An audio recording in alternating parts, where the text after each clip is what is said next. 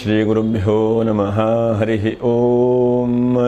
ಓಂ ನಮಃ ಸೂರ್ಯ ಪಿತಾಮಹೋ ವ್ಯಾಸಃ ವಸಿಷ್ಠೋ ತ್ರಿಪರಾಶರಃ ಕಶ್ಯಪೋ ನಾರದೋ ಗಾರ್ಗ್ಯಃ ಮರೀಚಿರ್ಮುನಿರಂಗಿರಾಃ ಲೋಮಶಃ ಪೌರುಷಶ್ಚೈವ ಚಮನೋ ಜವನೋ ಭೃಗುಃ ಶೌನಕೋಷ್ಟಾದಶಶ್ಚೇತೆ ಜ್ಯೋತಿಷ್ಶಾಸ್ತ್ರಪ್ರವರ್ತಕಾಃ. ನಮೋ ಋಷಿಭ್ಯಃ ನಮೋ ಮಹದ್ಭ್ಯಃ. ಪ್ರಿಯ ವೀಕ್ಷಕರೇ, ಭಗವಂತ ಉಂಟು ಮಾಡಲಿ, ಶುಭವನ್ನು ಉಂಟು ಮಾಡಲಿ ಭಗವಂತ. ವಿಶೇಷವಾಗಿ ನೋಡಿ, ಮೇ ತಿಂಗಳಲ್ಲಿ ವೃಷಭ ರಾಶಿಯವರಿಗೆ ಹೇಗಿದೆ ಮಾಸ ಭವಿಷ್ಯ ಎಂಬುದನ್ನು ತಿಳ್ಕೊಳ್ಳುವಂತಹ ಒಂದು ಪ್ರಯತ್ನ ಮಾಡೋಣ. ಮೇ ತಿಂಗಳು ನಮ್ಮೆಲ್ಲರಿಗೂ ಕೂಡ ಗೊತ್ತಿರುವ ಹಾಗೆ ವೈಶಾಖ ಮಾಸ ಮತ್ತು ಅಧಿಕ ಮಾಸ ಅಂಥೇಳಿ ಶುರುವಾಗ್ತದೆ. ಹಾಗೆ ನಕ್ಷತ್ರಗಳು ಕೃತಿಕಾ ನಕ್ಷತ್ರ 2, 3, 4ನೇ ಪಾದ, ಹಾಗೆ ರೋಹಿಣಿ ನಕ್ಷತ್ರ 1, 2, 3, 4ನೇ ಪಾದ, ಮೃಗಶಿರ ನಕ್ಷತ್ರ 1, 2ನೇ ಪಾದ. ವಿಡಿಯೋ ಮುಗಿಯುವವರೆಗೂ ಕೂಡ ನೀವು ನೋಡ್ತಾ ಇರಿ. ವಿಶೇಷವಾಗಿ ನಕ್ಷತ್ರ ಪರಿಹಾರಗಳು ಏನಿದೆ ಎಂಬುದನ್ನು ಕೂಡ ತಿಳ್ಕೊಳ್ಳುವಂತಹ ಒಂದು ಪ್ರಯತ್ನವನ್ನು ಮಾಡೋಣ. ಯಾಕಂದರೆ ಯಾವ್ಯಾವ ನಕ್ಷತ್ರಕ್ಕೆ ಒಂದೊಂದು ವಿಶೇಷವಾದಂಥ ಪರಿಹಾರಗಳನ್ನು ಹೇಳ್ತಾ ಹೋದರೆ ಅದು ಬಹಳ ಶುಭ ಎಂಬುವಂಥ ದೃಷ್ಟಿಯಿಂದ ಒಂದಷ್ಟು ವರ್ಷದಿಂದ ಅದನ್ನು ವಿಡಿಯೋ ಮಾಡಿ ಅಪ್ಲೋಡ್ ಮಾಡ್ತಾ ಇದ್ದೇವೆ. ಬಹಳ ಜನಕ್ಕೆ ಆ ನಕ್ಷತ್ರ ಪರಿಹಾರಗಳು ಉತ್ತಮವಾದಂಥ ಫಲಗಳನ್ನು ಕೂಡ ನೀಡಿದೆ. ಹಾಗೆ ನಾವು ಹೇಳುವಂಥದ್ದು ಇದು ಗೋಚಾರ ಫಲ. ನಿಮ್ಮ ಜಾತಕದ ಮೇಲೆ, ದಶಾಭುಕ್ತಿಗಳ ಮೇಲೆ ಸ್ವಲ್ಪ ವ್ಯತ್ಯಾಸವೂ ಕೂಡ ಬರಬಹುದು. ಇದೇ ಸಂಪೂರ್ಣವಾದಂತಹ ತೀರ್ಮಾನ ಹೇಳುವಂಥದ್ದಲ್ಲ. ಆದರೂ ಕೂಡ ಗೋಚಾರದಲ್ಲಿ ಯಾವ್ಯಾವ ಗ್ರಹಗಳು ಹೇಗಿದೆ ಎಂಬುದನ್ನು ತಿಳ್ಕೊಂಡು ಹೇಳುವಂತಹ ಒಂದು ಪ್ರಯತ್ನ ಮಾಡ್ತಾ ಇದ್ದೇವೆ. ನೋಡಿ, ರಾಶಿಯಲ್ಲಿ ರವಿ ಮತ್ತು ಬುಧ 2 ಗ್ರಹಗಳು ಕೂಡ ರಾಶಿಯಲ್ಲಿ. ಹಾಗೆ 2ನೇ ರಾಶಿಯಲ್ಲಿ ಶುಕ್ರ, ಗುರು. ನೋಡಿ, ಬಹಳ ಮುಖ್ಯವಾಗಿ ಗಮನಿಸಬೇಕು. ನಿಮ್ಮ ರಾಶ್ಯಾಧಿಪತಿ ಶುಕ್ರ 2ನೇ ರಾಶಿಯಲ್ಲಿ. ಹಾಗೆ 4ನೇ ರಾಶಿಯಲ್ಲಿ ಕೇತು, 5, 6, 7, 8, 9ನೇ ರಾಶಿಯಲ್ಲಿ ಯಾರಿಲ್ಲ. 10ನೇ ರಾಶಿಯಲ್ಲಿ ರಾಹು, 11ನೇ ರಾಶಿಯಲ್ಲಿ ಶನೈಶ್ಚರನು, ಹಾಗೆ 12ನೇ ರಾಶಿಯಲ್ಲಿ ಕುಜ. ಹೀಗೆಲ್ಲ ಒಂದು ಗ್ರಹ ಸ್ಥಿತಿ ಇದೆ.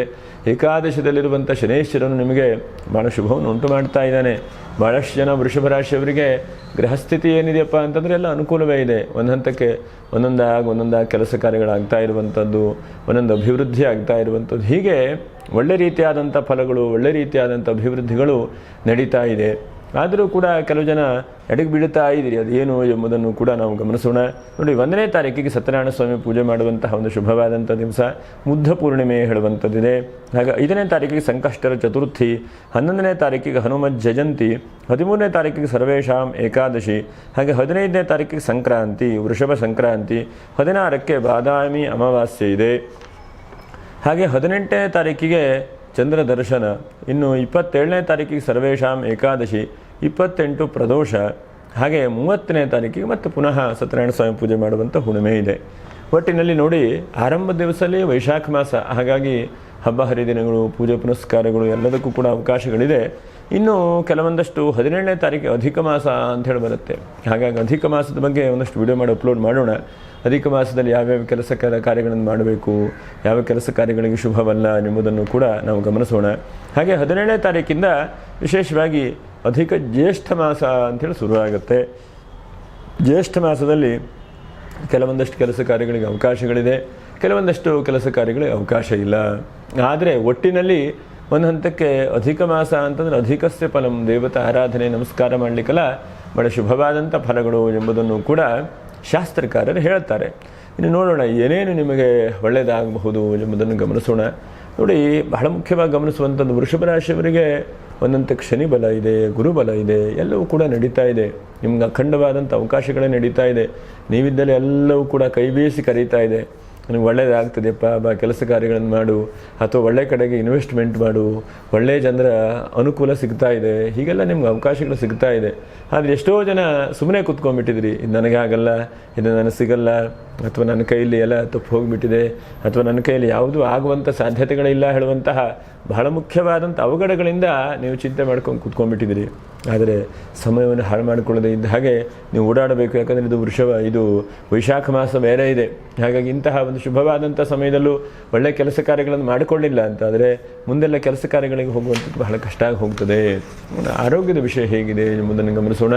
ನೋಡಿ, ರಾಶಿಯಲ್ಲಿ ರವಿ ಮತ್ತು ಬುಧ ಇದ್ದಾರೆ. ಹಾಗಾಗಿ ಸ್ವಲ್ಪ ಬಾಯಿ ಹುಣ್ಣಾಗುವಂಥದ್ದು, ಸಣ್ಣ ಪುಟ್ಟ ಉಸಿರಾಟಕ್ಕೆ ತೊಂದರೆ ಆಗುವಂಥದ್ದು, ಮತ್ತು ಇದ್ದಕ್ಕಿದ್ದಾಗೆ ನರದಲ್ಲೇನೋ ಸಣ್ಣ ಪುಟ್ಟ ಅಲರ್ಜಿ ತೊಂದರೆಗಳಾಗುವಂಥ ಸಾಧ್ಯತೆಗಳಿದ್ದಾವೆ. ಚರ್ಮದಲ್ಲೂ ಸ್ವಲ್ಪ ಕಿರಿಕಿರಿ ಆಗುವಂಥ ಸಾಧ್ಯತೆಗಳಿದೆ. ಹಾಗಾಗಿ ತಕ್ಕ ಮಟ್ಟಿಗೆ ಈ ತಿಂಗಳಲ್ಲಿ ನಿಮ್ಮ ಆರೋಗ್ಯದ ಬಗ್ಗೆ ಸ್ವಲ್ಪ ಕಾಳಜಿ ವಹಿಸಿಕೊಳ್ಳುವಂತಹ ಪ್ರಯತ್ನವನ್ನು ಮಾಡಿ. ಅಂತಹ ಮೇಜರಾದಂತಹ ತೊಂದರೆಗಳು ಕಾಣದೇ ಇದ್ದರೂ ಕೂಡ ಎಲ್ಲ ಮಾತಾಡಬೇಕು, ಪ್ರವಚನ ಮಾಡಬೇಕು ಅಂದರೆ ಬಾಯಿ ಹುಣ್ಣಾಗಿರುತ್ತೆ. ಅಥವಾ ಏನೋ ಚೆನ್ನಾಗಿ ನಾವೆಲ್ಲೋ ಒಂದು ಕಡೆ ಅಲಂಕಾರ ಮಾಡ್ಕೊಂಡು ಹೋಗಬೇಕು ಅಂತಂದರೆ ಬಹಳ ಸುಸ್ತಾಗಿರುತ್ತೆ. ಹೀಗೆ ಏನೇನೋ ಒಂದಷ್ಟು ನಮ್ಮ ಶರೀರಕ್ಕೆ ಅನಾರೋಗ್ಯದ ವ್ಯವಸ್ಥೆಗಳಾಗುವಂಥ ಸಾಧ್ಯತೆಗಳು. ಹಾಗಾಗಿ ಸಾಧ್ಯವಾದ ಮಟ್ಟಿಗೆ ಚೆನ್ನಾಗಿ ನಿದ್ರೆ ಮಾಡುವಂತಹ ಪ್ರಯತ್ನವನ್ನು ಮಾಡಿ, ಇದು ಬಹಳ ಮುಖ್ಯವಾದಂಥ ಟಿಪ್ಸು.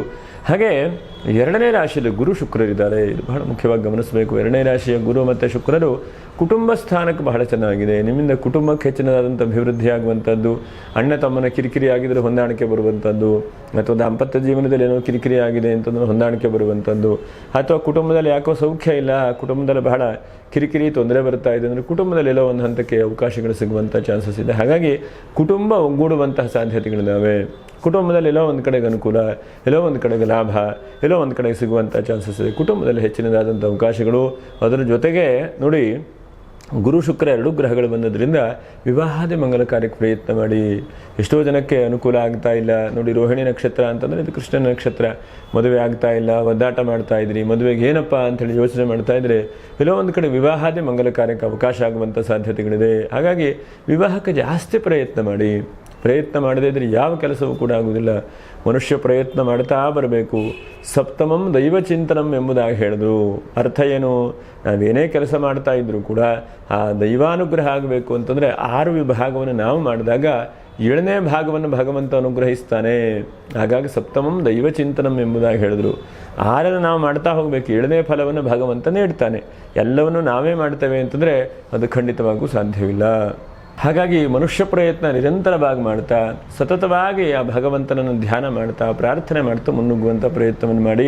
ವಿವಾಹಾದಿ ಮಂಗಲ ಕಾರ್ಯಕ್ಕೆ ಬಹಳ ಶುಭವಾಗುವಂಥ ಅವಕಾಶಗಳಿದೆ. ಮತ್ತು ಕೌಟುಂಬಿಕವಾದಂಥ ಹೊಂದಾಣಿಕೆ ಬರುವಂಥದ್ದು, ಕುಟುಂಬದ ಜನರ ಜೊತೆಗೆ ಬೆರೆಯುವಂಥದ್ದು, ಎಲ್ಲೋ ಒಂದು ಕಡೆಗೆ ಧಾರ್ಮಿಕವಾದಂತಹ ವಿಧಿವಿಧಾನಗಳನ್ನು ಆಚರಣೆ ಮಾಡುವಂಥದ್ದು, ಮತ್ತು ಒಂದಷ್ಟು ಹಂತಕ್ಕೆ ಕುಟುಂಬದಲ್ಲಿ ಸಣ್ಣ ಪುಟ್ಟ ಕಿರಿಕಿರಿ ಸಮಸ್ಯೆಗಳು ಬರ್ತಾ ಇದ್ರೆ ಅದೆಲ್ಲ ಬಗೆಹರಿಸ್ಕೊಂಡು ಹೊರಗಡೆ ಬರುವಂತಹ ಚಾನ್ಸಸ್ಸನ್ನು ಕೂಡ ನಾವು ಕಾಣಬಹುದು. ಹಾಗೆ ಬಹಳ ಮುಖ್ಯವಾಗಿ ಪ್ರಯಾಣ ಯೋಗ ಈ ತಿಂಗಳಲ್ಲಿ ಒಂದೊಂದಕ್ಕೆ ಆ ಕಡೆ ಈ ಕಡೆ ಓಡಾಡುವಂಥದ್ದು, ಇವರನ್ನು ಹಳೆಯ ನಿಮ್ಮ ಸ್ನೇಹಿತರನ್ನು, ವಿಶ್ವಾಸ ಇರುವಂಥ ಜನರನ್ನು ಎಲ್ಲೋ ಒಂದು ಕಡೆ ಜೊತೆಗೆ ಸೇರುವಂಥದ್ದು ಇಂತಹದ್ದಾಗುತ್ತೆ. ಮತ್ತು ಅನಿರೀಕ್ಷಿತವಾದಂತಹ ನಿಮ್ಮ ಸ್ನೇಹಿತರು ಭೇಟಿಯಾಗುವಂಥದ್ದು, ಯಾವುದೋ ಒಂದು ವ್ಯಕ್ತಿಯ ಒಂದು ಪರಿಚಯ ಅಥವಾ ವ್ಯಕ್ತಿಯ ಅನುಕೂಲ ಅನುಗ್ರಹದಿಂದ ಆ ಸಮಯಕ್ಕೆ ನಿಮ್ಮ ಕಷ್ಟ ಪರಿಹಾರ ಆಗುತ್ತೆ. ನಾವು ಯಾವುದೋ ಒಂದು ಗೌರ್ಮೆಂಟ್ ಕೆಲಸಕ್ಕೆ ಹೋಗಿರ್ತೇವೆ, ಆ ಕೆಲಸ ಮಾಡಿಕೊಡುವಂಥ ವ್ಯಕ್ತಿ ಇಲ್ಲ, ಆದರೆ ನಿಮ್ಮ ಸ್ನೇಹಿತರು ಪರಿಚಯ ಇದ್ದವರು ನೋಡಪ್ಪ ನಮ್ಮವರು ಒಂಚೂರು ಕೆಲಸ ಮಾಡಿಕೊಡು ಅಂತೇಳಿ ಹೇಳ್ತಾರೆ. ಹಾಗಾಗಿ ಆ ಕೆಲಸ ಕಾರ್ಯದಲ್ಲಿ ಅಭಿವೃದ್ಧಿ ಆಗುತ್ತೆ, ಅದರಿಂದ ಕೆಲಸ ಮುಗೀತದೆ. ಎಷ್ಟೋ ಸಲ ನಾವು ಹೋಗುವಂಥ ಕೆಲಸವೇ ಒಂದು, ಬೇರೆ ಕೆಲಸ ಆಗ್ತದೆ. ಹಾಗಾಗಿ ಅಂತಹದ್ದಾಗುವಂಥದ್ದು ಬೇಡ. ಯಾವ ಕೆಲಸ ಆಗಬೇಕು ಆ ಕೆಲಸವನ್ನು ಮುಗಿಸ್ಕೊಂಡ್ಬರುವಂತಹ ಪ್ರಯತ್ನವನ್ನು ಮಾಡಿ. ಪ್ರಯಾಣದಲ್ಲಿ ಬಹಳ ಶುಭವಾದಂಥ ಯೋಗ, ಪ್ರಯಾಣದಲ್ಲಿ ಅವಕಾಶಗಳು ಇದೆ ಎಂಬುದನ್ನು ಕೂಡ ಹೇಳಬಹುದು. ಮತ್ತು ವಾಹನದ ಬದಲಾವಣೆ, ಹಳೆ ವಾಹನ ಇದ್ದರೆ ಅದನ್ನು ಕೊಡುವಂಥದ್ದು, ಹೊಸ ವಾಹನವನ್ನು ಖರೀದಿ ಮಾಡುವಂಥದ್ದು, ಅಥವಾ ವಾಹನದಲ್ಲಿ ಏನೋ ಬದಲಾವಣೆ ಆಗುವಂಥದ್ದು, ವಾಹನಕ್ಕೆ ಸೀಟ್ ಕವರ್ ಹೊರದೋಗಿದೆ, ಹಾಗಾಗಿದೆ ಹಿಂಗಾಗಿದೆ ಎಲ್ಲ ಕೆಲವೊಂದಷ್ಟು ಆಗ್ತಾ ಇರುತ್ತೆ. ಹಾಗಾಗಿ ಆ ವಾಹನದಲ್ಲಿ ಏನೋ ಒಂದಷ್ಟು ಬದಲಾವಣೆ, ವಾಹನದ ಅನುಕೂಲತೆಗಳನ್ನು ಕೂಡ ಕಾಣುವಂಥ ಚಾನ್ಸಸ್ ಇದೆ.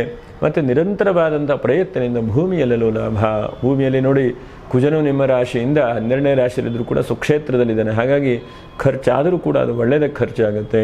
ಅಥವಾ ಸ್ಥಿರವಾದಂಥ ಆಸ್ತಿ ಬಗ್ಗೆ ಖರ್ಚಾಗುತ್ತೆ, ಸ್ಥಿರವಾದಂಥ ಅವಕಾಶಗಳ ಬಗ್ಗೆ ಖರ್ಚಾಗುತ್ತೆ. ಖರ್ಚಾಗುವುದಿಲ್ವಾ? ಖರ್ಚು ಖಂಡಿತವಾಗೂ ಆಗುತ್ತೆ. ಆದರೆ ಸ್ಥಿರವಾದಂಥ ಆಸ್ತಿಪಾಸ್ತಿಗಳು, ಸ್ಥಿರವಾದಂಥ ವ್ಯವಹಾರಕ್ಕೆ ಖರ್ಚಾಗುತ್ತೆ. ವ್ಯಾವಹಾರಿಕವಾದ ರೀತಿಯಲ್ಲಿ ಅನುಕೂಲತೆಗಳಾಗ್ತಾ ಇರ್ತದೆ. ಅದು ಬಹಳ ಶುಭವಾದಂಥ ಅವಕಾಶಗಳು. ಮತ್ತು ನಿಮ್ಮಿಂದ ಧರ್ಮ ಕಾರ್ಯಗಳಾಗಲಿಕ್ಕಿದೆ ಈ ತಿಂಗಳಲ್ಲಿ. ಧಾರ್ಮಿಕ ವ್ಯವಸ್ಥೆಗಳು, ಧರ್ಮ ಕಾರ್ಯಗಳು, ಮತ್ತು ಏನೇನು ಒಳ್ಳೊಳ್ಳೆ ಕೆಲಸಗಳು ಅಂತ ಹೇಳಿ ನಾವು ಅಂದ್ಕೊಳ್ತೇವೆಯೋ ಅಂಥ ಒಳ್ಳೆ ಕೆಲಸ ಕಾರ್ಯಕ್ಕೆ ನೀವು ಸಂಪಾದನೆ ಮಾಡಿದಂಥ ಹಣಕಾಸು ಖರ್ಚಾಗುವಂಥ ಸಾಧ್ಯತೆಗಳು. ಅದು ಒಳ್ಳೆಯದಲ್ವಾ?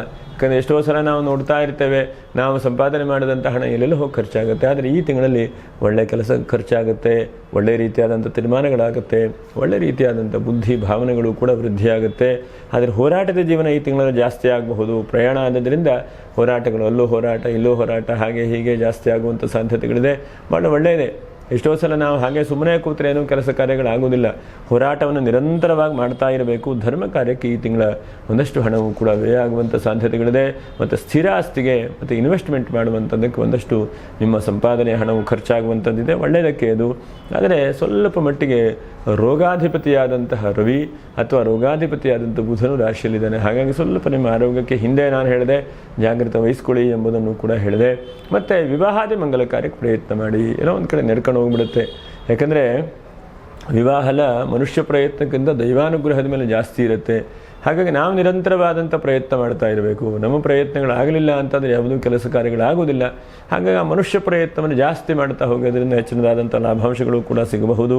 ಹಾಗೊಂದು 5-6 ವಿಷಯದಲ್ಲಿ ಜಾಗ್ರತೆ ನೋಡಿ. ಒಂದನೇದಾಗಿ ನಿಮ್ಮ ಬಾಡಿ ಜಾಸ್ತಿ ಹೀಟ್ ಆಗುವಂಥ ಸಾಧ್ಯತೆಗಳಿರುತ್ತದೆ, ಹಾಗಾಗಿ ತಕ್ಕ ಮಟ್ಟಿಗೆ ಆರೋಗ್ಯಕ್ಕೆ. ಹಾಗೆ ಎರಡನೇದಾಗಿ ಈ ತಿಂಗಳಲ್ಲಿ ಹಣಕಾಸು ಚೆನ್ನಾಗೇ ಬರುತ್ತೆ ಎಂಬುದನ್ನು ಕೂಡ ಹೇಳಿದೆ. ಆದರೆ ಸ್ವಲ್ಪ ಎಲ್ಲ ಲೆಕ್ಕಾಚಾರ ಇಟ್ಕೊಳ್ಳಿ. ಯಾಕಂದರೆ ಎಲ್ಲೋ ಒಂದು ಕಡೆಗೆ ಮರೆತು ಹೋಗುವಂಥ ಸಾಧ್ಯತೆಗಳು ನಮಗೇನಂತಂದ್ರೆ 10-6 ಯೋಚನೆಗಳಿದ್ದಾಗ ಬರೆದಿಟ್ಟಾಗ ನೆನಪಿರುತ್ತೆ, ಇಲ್ಲಾಂದರೆ ಇದೆಲ್ಲ ಮರೆತು ಹೋಗಿಬಿಡುತ್ತೆ, ಹೆಚ್ಚು ಕಡಿಮೆ ಆಗಿಬಿಡುತ್ತೆ. ಕೊನೆಗೆ ಹೌದೋ ಅಲ್ವೋ ಹೇಳುವಂಥದ್ದು ದ್ವಂದ್ವವಾದಂಥ ಸ್ವಭಾವಗಳು ಕೂಡ ಆಗುತ್ತೆ. ಹಾಗಾಗಿ ಎಲ್ಲ ಖರ್ಚು ವೆಚ್ಚ ಎಲ್ಲವನ್ನು ಕೂಡ ಬರೆದಿಡುವಂತಹ ಪ್ರಯತ್ನವನ್ನು ಮಾಡಿ. ಮತ್ತು ಪ್ರತಿಯೊಂದು ವ್ಯವಹಾರಗಳನ್ನು ಕೂಡ ಲಿಖಿತವಾದಂಥ ವ್ಯವಸ್ಥೆಯಲ್ಲಿ ಇಟ್ಕೊಳ್ಳಿ. ಎಷ್ಟೋ ಸಲ ನೋಡಿ, ಒಂದು ಮೊಬೈಲಲ್ಲಿ ಸೇವ್ ಮಾಡಿಕೊಂಡು ಇಟ್ಕೊಂಡಿರ್ತೇವೆ, ಮೊಬೈಲೇ ಕಳೆದು ಹೋದ್ರೆ ಹೋಗಿಬಿಡುತ್ತಲ್ವ. ಹಾಗಾಗಿ ಹಾಗೆ ಆಗಬಾರ್ದು. ಅದನ್ನು ಯಾವುದು ಉತ್ತಮವಾದಂತಹ ವ್ಯವಸ್ಥೆಯೋ ಅಂತಹದಲ್ಲಿ ಇಟ್ಕೊಳ್ಳುವಂತಹ ಪ್ರಯತ್ನ ಮಾಡಿ. ಹಾಗೆ ಮೂರನೇದಾಗಿ ಗೃಹಿಣಿಯರು ಸ್ವಲ್ಪ ಜಾಗ್ರತೆ. ಮನೆಯಲ್ಲಿ ಸಣ್ಣ ಪುಟ್ಟ ಸಮಸ್ಯೆಗಳು, ಮನೆಯಲ್ಲಿ ಸಣ್ಣ ಪುಟ್ಟ ಅಗ್ನಿ ಸಂಬಂಧವಾದಂಥ ತೊಂದರೆಗಳಾಗುವಂಥ ಚಾನ್ಸಸ್ ಇದೆ. ಹಾಗಾಗಿ ಗೃಹಿಣಿಯರು ಬಹಳ ಜಾಗ್ರತೆ ವಹಿಸ್ಕೊಳ್ಬೇಕು. ಹಾಗೆ 4ನೇದಾಗಿ ಎಲ್ಲವೂ ಕೂಡ ನಿಮ್ಗೆ ಆಗತ್ತೆ ಸಿಗತ್ತೆ ಅಂದ್ಕೊಳ್ತಾ ಇರ್ತೀರಿ, ಕೊನೆ ಹಂತಕ್ಕೆ ಮಿಸ್ ಆಗ್ತಾ ಇದೆ. ಆದರೆ ಆ ಮಿಸ್ ಆಗ್ತಾ ಇರುವಂಥ ಸಮಯನ ಬಿಡಬೇಡಿ, ಇನ್ನು ಅವಕಾಶಗಳು ಖಂಡಿತವಾಗುವಿದೆ. ಎಷ್ಟೋ ಸಲ ನಾವು ಕೊನೆಗೆ 10 ಪ್ರಯತ್ನ ಮಾಡಿ 11ನೇ ಪ್ರಯತ್ನ ಆಗೋದು ಕೆಲಸ ಆಗುತ್ತೆ, 10ನೇ ಪ್ರಯತ್ನಕ್ಕೆ ಬಿಟ್ಟುಬಿಡ್ತೇವೆ. ಆ ಒಂದು ಪ್ರಯತ್ನ ನಮ್ಮ ಕೈ ತಪ್ಪಿ ಹೋಗಿಬಿಡುತ್ತೆ. ಆವಾಗ ಬೇಜಾರು ಕೂಡ ಆಗುತ್ತೆ, ಹೀಗಾಗೋಯ್ತಲ್ಲ ಇಷ್ಟೆಲ್ಲ ಪ್ರಯತ್ನ ಮಾಡಿದ್ರು ಫಲವೇ ಸಿಕ್ಕಿಲ್ಲಲ್ಲ ಅಂಥೇಳಿ.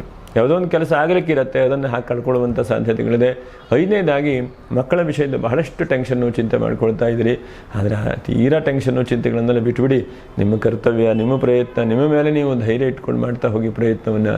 ನಿಮ್ಮ ಧೈರ್ಯ, ನಿಮ್ಮ ಕೆಲಸಗಳು ಸರಿಯಾಗಿ ಆಗಿಲ್ಲ ಅಂತಾದರೆ ಯಾವುದೂ ಅವಕಾಶಗಳು ಸರಿಯಾಗುವುದಿಲ್ಲ. ಹಾಗಾಗಿ ನಿಮ್ಮ ಧೈರ್ಯ, ನಿಮ್ಮ ವ್ಯವಸ್ಥೆಯನ್ನು ಕರೆಕ್ಟಾಗಿ ಮಾಡಿಕೊಡಿ.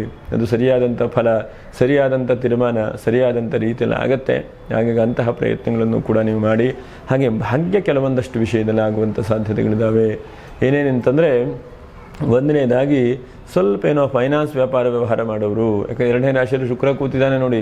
ಎಷ್ಟೋ ಜನ ಬಡ್ಡಿನ ವ್ಯವಸ್ಥೆಗೆ ಬಡ್ಡಿ ಬರುತ್ತೆ ಅಂತೇಳಿ ದುಡ್ಡೆಲ್ಲ ಕೊಟ್ಟಿರ್ತೀರಿ. ಅವರಿಗೇನೋ ಒಂದಷ್ಟು ಒಳ್ಳೆ ರೀತಿಯಾದಂಥ ಅವಕಾಶಗಳಾಗುವಂಥ ಸಾಧ್ಯತೆಗಳಿದೆ. ಬೆಳ್ಳಿ ವ್ಯಾಪಾರ ವ್ಯವಹಾರ ಮಾಡೋರು ನೋಡಿ, ಎಷ್ಟೋ ಒಂದು ಹಂತಕ್ಕೆ ಬೆಳ್ಳಿ ಬಂಗಾರ ಕೆಳಗೆ ಹೋಯ್ತು, ಮೇಲೆ ಹೋಯ್ತು, ಹೀಗೆಲ್ಲ ಆಗ್ತಾ ಇದೆ. ಕೆಲವು ಜನಕ್ಕೆ ಲಾಭ ಬರೋವರಿಗೂ ಕೂಡ ಲಾಭ ಬರ್ತಾ ಇದೆ. ಹಾಗಾಗಿ ಲಾಭವೂ ಕೂಡ ಬರುವಂಥ ಚಾನ್ಸಸ್ ಇದೆ. ಇದು ಬಹಳ ಮುಖ್ಯವಾಗಿ ಗಮನಿಸಬೇಕು. ಗುರು ಶುಕ್ರರು 2ನೇ ರಾಶಿಯಲ್ಲಿದ್ದಾರೆ. ಹಾಗೆಯೇ ಗುರುವಿಂದ ಹೋಟೆಲ್ ಉದ್ಯಮ ವ್ಯಾಪಾರ ವ್ಯವಹಾರ ಮಾಡ್ತಾ ಇದ್ದಂಥವರು, ಬಟ್ಟೆ ವ್ಯಾಪಾರ ವ್ಯವಹಾರ ಮಾಡ್ತಾ ಇರುವಂಥ ವ್ಯಕ್ತಿಗಳು, ರಿಯಲ್ ಎಸ್ಟೇಟ್ ಉದ್ಯಮದಲ್ಲಿರುವಂಥದ್ದು, ಬುಧನ ರಾಶಿಯಲ್ಲಿ ಅಂದರೆ ಸ್ಕೂಲು ಕಾಲೇಜು ನಡೆಸ್ತಾ ಇರುವಂಥ ವ್ಯಕ್ತಿಗಳು, ನಿಮಗೆಲ್ಲೋ ಒಂದಂತೆ ಖುಷಿ ಸಂತೋಷವೂ ಕೂಡ ಸಿಗುವಂಥ ಚಾನ್ಸಸ್ ಇದೆ. ಆರ್ಥಿಕವಾದಂತಹ ಸಮಸ್ಯೆಗಳು ಕೂಡ ಪರಿಹಾರ ಆಗ್ತದೆ. ಅದ್ರ ಜೊತೆಗೆ ನಿಮ್ಮ ಹೆಸರು, ಕೀರ್ತಿ, ಲಾಭಗಳು ಕೂಡ ಬರುತ್ತೆ. ಎಲ್ಲೋ ಒಂದು ಕಡೆ ಸನ್ಮಾನಗಳು ಕೂಡ ಸಿಗುವಂಥ ಚಾನ್ಸಸ್ ಇದೆ. ನಿಮ್ಮ ಸ್ಕೂಲು ಕಾಲೇಜಲ್ಲಿ ವಿದ್ಯಾರ್ಥಿ ಓದಿದ್ದಾನೆ, ರ್ಯಾಂಕ್ ಪಡೆದಿದ್ದಾನೆ, ಅದು ನಿಮಗೂ ಖುಷಿ ಅಲ್ವಾ? ಹಾಗಾಗಿ ಆ ಖುಷಿ ಎಲ್ಲರೂ ಕೂಡ ಹಂಚಿಕೊಳ್ಳುವಂತಹ ಒಂದು ಪ್ರಯತ್ನ ಬಹಳ ಒಳ್ಳೆಯದೇ. ಯಾಕೆಂದರೆ ಮನುಷ್ಯನಿಗೆ ಒಂದು ಹಂತಕ್ಕೆ ಆತ್ಮಸ್ತುತಿಯೂ ಕೂಡ ಆಗಬೇಕು. ಅವರು ಚೆನ್ನಾಗಿದ್ದಾರೆ ಅಂತ ಹೇಳಿದ ತಕ್ಷಣ ಖುಷಿಯಾಗತ್ತೆ ಅಲ್ವಾ? ಹಾಗೆ ಆತ್ಮಸ್ತುತಿಯೂ ಕೂಡ ಬೇಕಾಗುತ್ತೆ ಕೆಲವೊಂದು ಸಲ. ಆದರೆ ಅದೇ ಜಾಸ್ತಿ ಆಗಬಾರ್ದು. ನಾವು ನಮ್ಮ ಕರ್ತವ್ಯದ ಬಗ್ಗೆ ಜಾಸ್ತಿ ಗಮನ ಕೊಡ್ತಾ ಇರಬೇಕು. ಮನುಷ್ಯ ಪ್ರಯತ್ನ ಮಾಡ್ತಾ ಇರಬೇಕು. ಮತ್ತು ಹಾಲು, ಹಣ್ಣು, ತರಕಾರಿ ವ್ಯಾಪಾರ ವ್ಯವಹಾರ ಮಾಡೋರು, ಮತ್ತು ಎಳನೀರಿನ ವ್ಯಾಪಾರ ವ್ಯವಹಾರ ಮಾಡೋರು, ನಿಮಗೆಲ್ಲ ಎಲ್ಲೋ ಒಂದು ಕಡೆಗೆ ಲಾಭಾಂಶ, ಎಲ್ಲೋ ಒಂದು ಕಡೆಗೆ ಖುಷಿ ಸಂತೋಷಗಳಾಗುವಂಥ ಚಾನ್ಸಸ್ ಇದೆ. ಆರ್ಥಿಕವಾದಂಥ ರೀತಿಯಲ್ಲಿ ಏನೋ ಬ್ರ್ಯಾಂಚ್ ಓಪನ್ ಮಾಡೋದು, ಇನ್ನೂ ಹೆಚ್ಚಿನದಾಗಿ ಅಭಿವೃದ್ಧಿ ಪಡುವಂಥ ಒಂದು ಚಾನ್ಸಸ್ ಇದೆ. ಮತ್ತು ಉದ್ಯೋಗ ಯಾರ್ಯಾರು ಕಳ್ಕೊಂಡಿದ್ರು ಬಹಳ ಮುಖ್ಯವಾಗಿ ಗಮನಿಸಬೇಕು. ದಶಮದ ರಾಹು, ಏಕಾದಶದ ಶುಕ್ರ. ಹಾಗೆ ದಶಮದಲ್ಲಿರುವಂಥ ರಾಹು ವಿದೇಶಿ ಸಂಬಂಧವಾದಂತಹ ಸಂಪತ್ತುಗಳು ಸೃಷ್ಟಿಯಾಗುವಂಥದ್ದು, ಕೆಲಸ ಕಾರ್ಯಗಳಾಗುವಂಥದ್ದು, ಎಲ್ಲ ಒಂದು ಕಡೆಗೆ ವಿದೇಶಕ್ಕೆ ಹೋಗಿ ಕೂತ್ಕೊಳ್ಳುವಂಥದ್ದು, ಆ ಕೆಲಸ ಕಾರ್ಯಗಳನ್ನು ಮಾಡುವಂಥದ್ದು. ಅಂದರೆ ಆರ್ಥಿಕವಾಗಿ ಏನು ತೋರಿಸ್ತಾ ಇದೆ ಅಂದರೆ ಎಲ್ಲೋ ಒಂದು ಕಡೆ ಲಾಭಾಂಶ ಸಿಗುತ್ತೆ, ಎಲ್ಲೋ ಒಂದು ಕಡೆಗೆ ನಮ್ಮ ಸಮಾಧಾನ ಹೇಳುವಂಥ ಸಿಗ್ತದೆ ಹೇಳುವುದನ್ನು ಕೂಡ ತೋರಿಸ್ತದೆ. ಅಂದರೆ ಎಷ್ಟೋ ಸಲ ನಾವು ಪ್ರಯತ್ನ ಮಾಡ್ತಾ ಇರ್ತೇವೆ, ಆ ಪ್ರಯತ್ನ ಕೆಲವೊಂದಷ್ಟು ಸಲ ಸಫಲವಾಗುವುದಿಲ್ಲ. ಕೆಲವೊಂದು ಸಲ ನಾವು ಸುಮ್ಮನೆ ಕೂತ್ಕೊಂಡ್ರೂ ಕೂಡ ಕೆಲಸ ಆಗಿಬಿಡುತ್ತೆ. ಆದರೆ ಈ ತಿಂಗಳಲ್ಲಿ ಉದ್ಯೋಗದ ವ್ಯಾಪಾರ ವ್ಯವಹಾರದಲ್ಲಿ ಅಭಿವೃದ್ಧಿ ಆಗುತ್ತೆ. ಮತ್ತು ಬಿಸ್ನೆಸ್ಸನ್ನು ಸ್ಟಾರ್ಟ್ ಮಾಡಬೇಕು ಅಂತಿದ್ರೆ ಖಂಡಿತ ಈ ತಿಂಗಳಲ್ಲಿ ಏನಾದರೂ ಸ್ಟಾರ್ಟ್ ಮಾಡಿ. ಸಣ್ಣ ಸಣ್ಣ ಬಿಸ್ನೆಸ್ ನಾಳೆಗೆ ದೊಡ್ಡದಾದಂಥ ರೀತಿಯಲ್ಲಿ ಬೆಳೆದು ದೊಡ್ಡದಾದಂಥ ರೀತಿಯಲ್ಲಿ ಅವಕಾಶ ಆಗುವಂಥ ಸಾಧ್ಯತೆಗಳಿದೆ. ಕಂಪ್ಯೂಟರ್ ವ್ಯಾಪಾರ ವ್ಯವಹಾರ ಮಾಡೋರು, ಮೊಬೈಲ್ ಶಾಪ್ ಇಟ್ಕೊಳ್ಳುವಂಥ ವ್ಯಕ್ತಿಗಳಿಗೂ ಕೂಡ ಎಲ್ಲೋ ಒಂದು ಕಡೆ ಲಾಭಾಂಶಗಳು, ದೊಡ್ಡದಾದಂತಹ ಇಂಡಸ್ಟ್ರಿ ವ್ಯಾಪಾರ ವ್ಯವಹಾರ ಮಾಡೋರಿಗೂ ಕೂಡ ತಕ್ಕ ಮಟ್ಟಿಗೆ ಸಾಲ ಸೌಲಭ್ಯಗಳು ಸಿಕ್ಕಿ 10 ಜನರನ್ನು ಕೂಡ ಕೆಲಸಕ್ಕೆ ಸೇರಿಸುವಂಥ ಅವಕಾಶಗಳು ಕೂಡ ಆಗುತ್ತೆ. ಲಾಸ್ ಆದವರಿಗೆ ಲಾಸ್ ಆಗೋದಿಲ್ಲ, ಚಿಂತೆ ಮಾಡೋದು ಬೇಡ, ಎಲ್ಲೋ ಒಂದು ಕಡೆಗೆ ಮೇಲುಮಟ್ಟಕ್ಕೆ ಹೋಗುವಂಥ ಚಾನ್ಸಸ್ ಇದೆ. ಹೀಗೆ ಹೆಚ್ಚಿನದಾದಂಥ ಅವಕಾಶಗಳನ್ನು ಆ ಭಗವಂತ ನೀಡ್ತಾನೆ. ಇನ್ನು ನೋಡಿ ನಕ್ಷತ್ರ ಪರಿಹಾರಗಳೇನು ನೋಡಿ. ಕೃತಿಕಾ ನಕ್ಷತ್ರ 2, 3, 4ನೇ ಪಾದ 5ನೇ ತಾರೀಕು ಸಂಕಷ್ಟರ ಚತುರ್ಥಿ ಇದೆ. ಭಕ್ತಿಯಿಂದ ಭಗವಂತನನ್ನು ಪ್ರಾರ್ಥನೆ ಮಾಡಿ, ಅದರಲ್ಲೂ ಕೂಡ ಎಷ್ಟು ಸಾಧ್ಯ ಆಗುತ್ತೋ ಅಷ್ಟು ಗಣೇಶ ದೇವರನ್ನು ಪ್ರಾರ್ಥನೆ ಮಾಡಿಕೊಳ್ಳಿ. ರೋಹಿಣಿ ನಕ್ಷತ್ರ ಸಾಧ್ಯವಾದರೆ 15ನೇ ತಾರೀಕಿಗೆ ಸಂಕ್ರಾಂತಿ ಇದೆ. ಸಂಕ್ರಾಂತಿ ಪ್ರತಿ ತಿಂಗಳು ಕೂಡ ಸಂಕ್ರಾಂತಿ ಬರ್ತಾ ಇರುತ್ತೆ. ಆ ಸಂಕ್ರಾಂತಿಗೆ ನೋಡಿ 15ನೇ ತಾರೀಕಿಗೆ ಆದರೆ ನಿಮ್ಮ ಮನೆ ಹತ್ತಿರದಲ್ಲೋ ಅಥವಾ ಎಲ್ಲರೂ ತೀರ್ಥಕ್ಷೇತ್ರ, ನದಿ ಕ್ಷೇತ್ರ ಹೀಗೆಲ್ಲ ಹೋದರೆ ಒಂದು ಸ್ನಾನ ಮಾಡಿ. ತೀರ್ಥಕ್ಷೇತ್ರದಲ್ಲಿ ಸ್ನಾನವು ಬಹಳ ಪುಣ್ಯತಮವಾದಂಥದ್ದು. ಸ್ನಾನ ಮಾಡಿ ದೇವರು ಬೇಡ್ಕೊಂಡು ಭಕ್ತಿಯಿಂದ ಪ್ರಾರ್ಥನೆ ಮಾಡಿಕೊಳ್ಳಿ. ಯಾಕಂದರೆ ವೃಷಭ ರಾಶಿಯವರಿಗೆ ಅವಕಾಶಗಳಿದೆ, ಅದಕ್ಕೆ ಕೆಲವೊಂದು ಸಲ ನೀವೇ ತಪ್ಪಿಸ್ಕೊಳ್ತಾ ಇದ್ದೀರಿ. ಅಂತ ತಪ್ಪಿಸ್ಕೊಳ್ಳುವಂತಹ ಪ್ರಯತ್ನವನ್ನು ಬೇಡ. ಮನಸ್ಸು ಧೈರ್ಯವಾಗಲಿ ಹೇಳುವಂಥದ್ರಿಂದ. ಮೃಗಶಿರಾ ನಕ್ಷತ್ರ 1, 2ನೇ ಪಾದ. ನೀವು ಸಾಧ್ಯವಾದರೆ ನೋಡಿ ಅಧಿಕ ಮಾಸ 17ನೇ ತಾರೀಕಿನ ಮೇಲೆ ಶುರುವಾಗುತ್ತೆ. ಇಂತಹ ಅಧಿಕ ಮಾಸದಲ್ಲಿ ಎಷ್ಟು ಸಾಧ್ಯ ಆಗುತ್ತೋ ಅಷ್ಟು ಅಧಿಕಸ್ಯ ಅಧಿಕಂ ಫಲಂ. ಒಂದು ದಿವಸ ಒಂದೊಂದೇ ಪೂಜೆ ಪುನಸ್ಕಾರ, ವ್ರತಗಳು ಅಥವಾ ಜಪಾನುಷ್ಠಾನಗಳು ಅಥವಾ ದಾನಗಳು, ಹೀಗೆ ಒಂದೊಂದೇ ನಿಮ್ಮ ಕೈಯಲ್ಲಿ ಯಾವುದಾಗುತ್ತೋ ಒಂದು ದಿವಸ ಗೊತ್ತಾಯ್ತಾ. ದೇವಸ್ಥಾನಕ್ಕೆ ಹಣ್ಣನ್ನು ನಾನು ಇವತ್ತು ಕೊಟ್ಟೆ, ನಾಳೆ 2ನೇ ದಿವಸ ಯಾರೋ ಅನಾಥರಿಗೆ, ಕಷ್ಟದಲ್ಲಿದ್ದಂಥವರಿಗೆ ನಿಮ್ಮ ಕೈಲಿ ಆದಷ್ಟು ಸೇವೆ ಮಾಡಿದೆ, 3ನೇ ದಿವಸ ನನ್ನ ಕೈಲಿ ಆದಷ್ಟು ವಸ್ತ್ರ ದಾನ ಮಾಡಿದೆ. ಹೀಗೆ ಒಂದೊಂದು ನಿಮ್ಮ ಕೈಯಲ್ಲಿ ಯಾವುದಾಗುತ್ತೋ ಅದು ಇದು ಅಂತೇನಿಲ್ಲ. ಯಾಕಂದರೆ ಇವತ್ತು ಒಂದು ಇಂಟರ್ನೆಟ್ಟಿಗೆ ನೀವು ದುಡ್ಡು ಹಾಕ್ತೀರಿ, 300-400 ರೂಪಾಯಿ ಖರ್ಚು ಮಾಡ್ತೀರಿ ಅಂತಂದರೆ ತೀರಾ ಬಡತನ ಇದ್ದವರು ಇರೋದಿಲ್ಲ. ಹಾಗಾಗಿ ನಿಮ್ಮ ಕೈಲಾದ ಮಟ್ಟಿಗೆ ಎಷ್ಟೆಷ್ಟು ಸಾಧ್ಯ ಆಗುತ್ತೋ ಅಷ್ಟು ಪ್ರತಿನಿತ್ಯವೂ ಕೂಡ ಒಂದು ಅಧಿಕ ಮಾಸ 17ನೇ ತಾರೀಕಿನ ಶುರುವಾಗ್ತದೆ. ಅದು ಒಂದು 3 ವರ್ಷಕ್ಕೋ 5 ವರ್ಷಕ್ಕೋ ಒಂದೊಂದು ಸಲ ಬರ್ತದೆ ಅಧಿಕ ಮಾಸ ಅಂಥೇಳಿ. ಯಾವಾಗ ಅಧಿಕ ಮಾಸ ಬರುವುದಿಲ್ಲ. ಆದರೆ ದಾನಾದಿಗಳನ್ನು, ದೇವತಾ ಆರಾಧನೆಯನ್ನು, ಪೂಜೆಯನ್ನು ಮಾಡಲಿಕ್ಕೆ ಬಹಳ ಉತ್ತಮವಾದಂಥ ಮಾಸ ಎಂಬುದಾಗಿ ಕರೀತಾರೆ. ಅಧಿಕಸ್ಯ ಅಧಿಕಂ ಫಲಂ ಎಂಬುದಾಗಿ ಕರೀತಾರೆ. ಹಾಗಾಗಿ ಈ ತಿಂಗಳಲ್ಲಿ ಮಾಡಿದಂತಹ ಪೂಜೆ ಪುನಸ್ಕಾರಗಳು ವಿಶೇಷವಾದಂತಹ ಫಲವನ್ನು ನೀಡುತ್ತದೆ ಎಂಬುದಾಗಿ. ಮೃಗಶಿರಾ ನಕ್ಷತ್ರ 1, 2ನೇ ಪಾದದವರು ಕೈಲಾದ ಮಟ್ಟಿಗೆ ದಾನಾದಿಗಳನ್ನು ಮಾಡ್ತಾ ಬನ್ನಿ. ಅದರಿಂದ ಶುಭವಾಗುತ್ತೆ, ಮಂಗಲವಾಗುತ್ತೆ. ಮತ್ತು ಯಾವುದನ್ನು ಕೂಡ ಕೊಡುವಾಗ ಮಮ ಇದು ನನ್ನದಲ್ಲ ಅಂಥೇಳಿ ಕೊಡಬೇಕು. ಅದರ ಬಗ್ಗೆ ಆಸೆ ಇಟ್ಕೊಂಡು ಅಥವಾ ನಾಳೆಗೆ ಅದೇನು ಉಪಕಾರ ಆಗ್ತದೆ ಅಂಥೇಳಿ ಕೊಡಬಾರ್ದು.